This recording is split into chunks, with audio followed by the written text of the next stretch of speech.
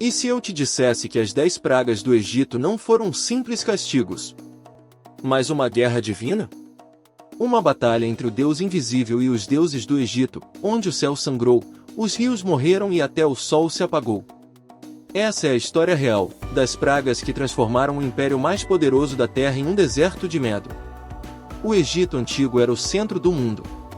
Riqueza, ouro, poder e deuses por todos os lados. O faraó era considerado filho do próprio sol.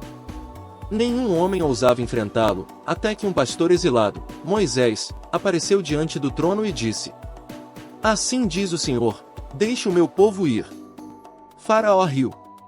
Então, o impossível começou. Os hebreus eram escravos há mais de 400 anos. Trabalhando sob chicotes, construindo templos que jamais habitariam.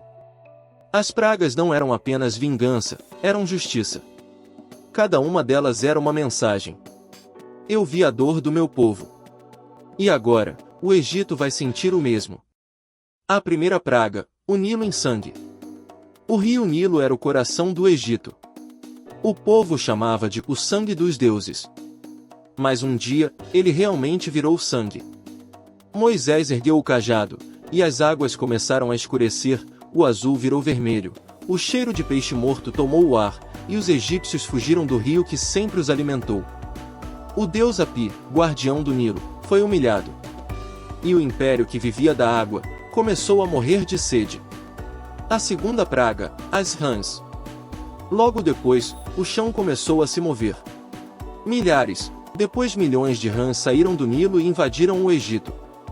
Elas entravam nas casas, nas camas, nas panelas fervendo. O som era ensurdecedor, um mar vivo de coachos. O deus Eque, com rosto de rã, símbolo da fertilidade, agora era motivo de nojo.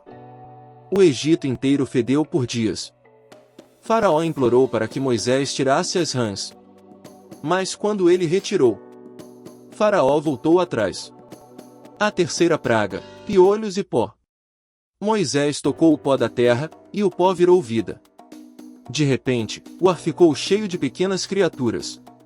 Piolhos, minúsculos e incontroláveis, cobriram homens e animais. Nem sacerdotes, nem magos conseguiam purificar o corpo. O Egito inteiro coçava e sangrava. Até os magos admitiram. Isto é o dedo de Deus. A quarta praga, as moscas. O ar se escureceu com um zumbido. Nuvens de moscas negras tomaram as ruas. Elas cobriam rostos, entravam nos olhos, na comida, e até nos templos dos deuses. O deus Khepri, com cabeça de besouro, símbolo da vida e do renascimento, foi derrotado pelo próprio inseto. O fedor e o pavor eram insuportáveis. Mas na terra de Gósen, onde viviam os hebreus, não havia uma única mosca. A quinta praga, morte dos animais. A próxima praga foi um golpe mortal na economia e na fé egípcia. De um dia para o outro, cavalos, bois, ovelhas e camelos começaram a cair mortos. O chão ficou coberto de carcaças, o ar, pesado de decomposição. O touro Apis, símbolo de força e poder, foi destruído.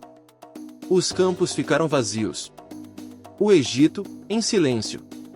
A sexta praga, úlceras e feridas. Então veio a dor física.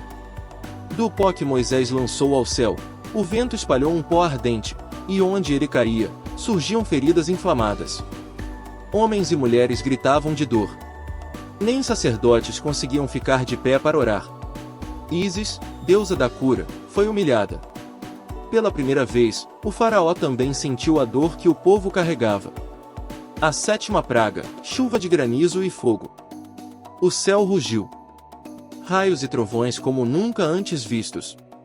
Do nada, o calor do deserto se transformou em tempestade. Do céu, pedras de gelo em chamas começaram a cair. Árvores quebravam, plantações queimavam, casas desabavam. Nut e Shu, deuses do ar e do firmamento, foram silenciados. O Egito parecia o fim do mundo. A oitava praga, gafanhotos. O silêncio depois da tempestade não durou. Um vento quente soprou do leste, e trouxe com ele a destruição. Milhões de gafanhotos desceram sobre o Egito. Não sobrou uma folha, uma planta, nada verde. Era como se o deserto tivesse engolido a vida. 7. Deus da colheita, foi derrotado pelo próprio caos. A nona praga, trevas. Por 3 dias, o Egito mergulhou em uma escuridão absoluta. Não era noite, era um vazio que engolia tudo.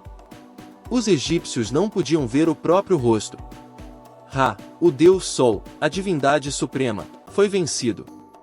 E o povo começou a perceber, até o sol se curva diante do Deus dos Hebreus. A 10ª praga, morte dos primogênitos.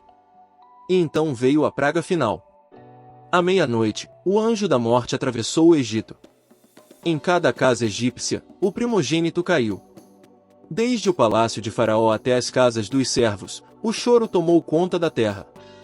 Apenas as casas marcadas com o sangue do cordeiro foram poupadas.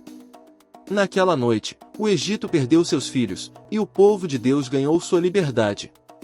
As 10 pragas foram mais do que castigos. Foram um confronto direto entre fé e orgulho. O Egito aprendeu que o poder humano, por maior que pareça, desmorona diante do Deus que controla o tempo, o céu e a vida. Enquanto o Egito chorava, um povo caminhava rumo à liberdade, e o deserto, antes visto como maldição, se tornava o caminho para a promessa. Mas a história não termina ali. Porque dias depois, aquele mesmo faraó tentaria desafiar o impossível uma última vez. E o mar se abriria diante de milhões. No próximo capítulo, você vai descobrir o que realmente aconteceu quando o Mar Vermelho se dividiu, e por que o Egito nunca mais foi o mesmo. Se você gostou dessa jornada pelo Antigo Egito, comenta aqui embaixo qual praga te impressionou mais, dedo indicador apontando para baixo. Não esquece de deixar o seu like, se inscrever no canal e ativar o sininho, isso ajuda muito para a gente continuar trazendo histórias incríveis como essa. Eu sou Porta Curiosa, e a gente se vê no próximo vídeo.